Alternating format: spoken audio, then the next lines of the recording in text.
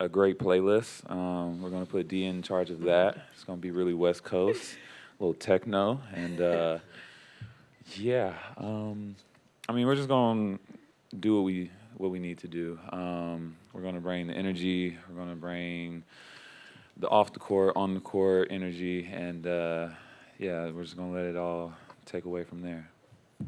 Yeah, it's always, I think, been a big strength of the Olympic team. Like you said, you just had the aces in here, and they have their, chemistry, and we've got an opportunity now to play the last couple of months together, and I think that just helps us when we're on the court, and you put these, different lineups together, that you do have some familiarity with different players, and it's going to be no different this Olympic team. Next question all the way to the right in the fourth row. Get the next one. Hey, Diana, Brendan Clean. There's been a lot of talk from the other folks who have come in here and just with the city in general this weekend about kind of what it means to give back to you a little bit. What does it mean to you to see the WNBA world kind of come together and give it up to you in this way? I mean, it's just, I think it's just been really rewarding for all of us. We all love this game so much. Everyone's path here has been different. I've been lucky enough to be around it for 20 years now. And there's always these moments when it comes to sports that you really have to take advantage of. And I think we're at that point in the WNBA, women's sports.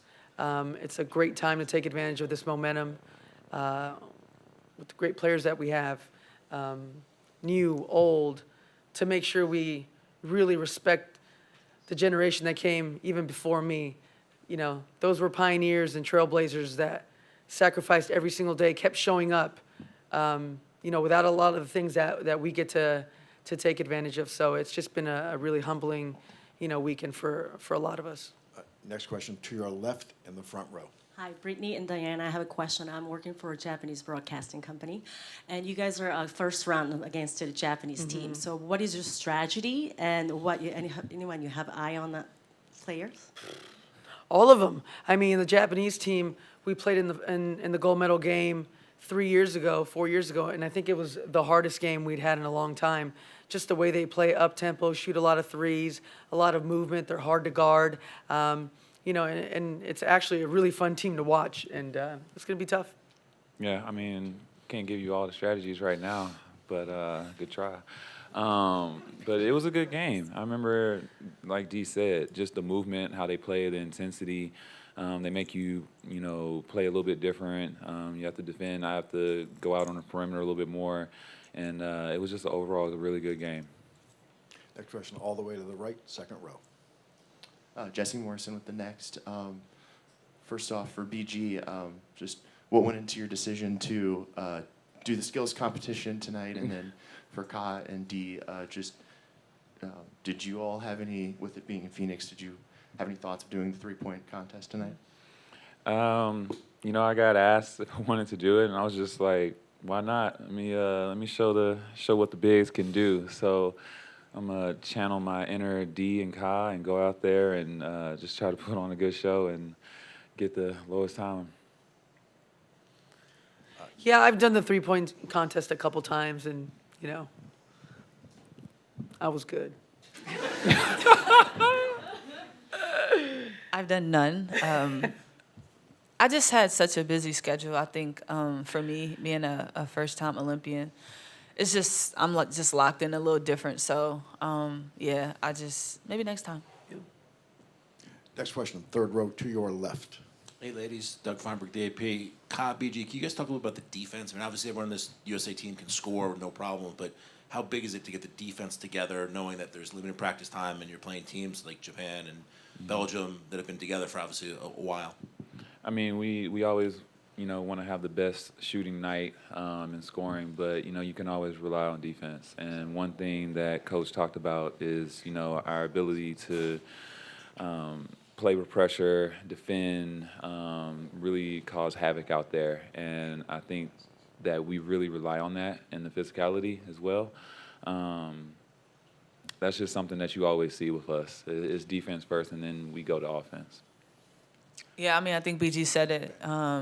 you can definitely rely on your defense night in and night out. You don't know if the shots are going to fall or whatever. So I think that it's going to be important for us to do that and establish that, and then we rebound and we can play out of it. Next question, all the way in the back. All the way in the back here. Just following up on that question on three-point and skills for Ka and Diana. If you knew $55,000 was at stake for each, would you have considered it more or jumped in?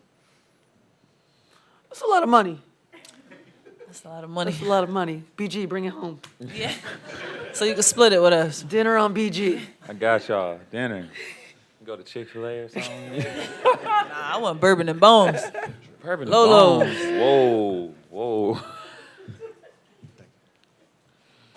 Next question, to your left, front row.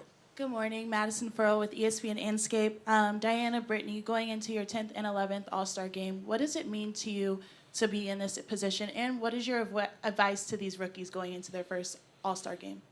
Just honored to be here. You never know, how it's gonna go, but just honored to be here. And I'll just tell them, just play your game. Do you? Don't overthink it. I feel like that's where it gets kind of messed up when you just overthink it. Just what got you here, rely on that. Yeah. I mean, like BG said, you really have to enjoy it. It's a unique weekend when, you have the Olympic team, you have the All-Stars, and it's just such an amazing moment to have the best basketball players in the world all in one place, for the fans to enjoy it, WNBA fans. Just enjoy every moment, and then when it's time to play, it's time to play. All right, our next question, we're going to turn to Zoom. We're going to go to Courtney. Courtney, go ahead. Thank you for taking the question. This is for Diana. The Mercury just opened up the new 58,000 square foot, $100 million practice facility, and it's featuring you as their logo. How does that make you feel? There's not a lot of times where I'm speechless. I was really speechless walking in there.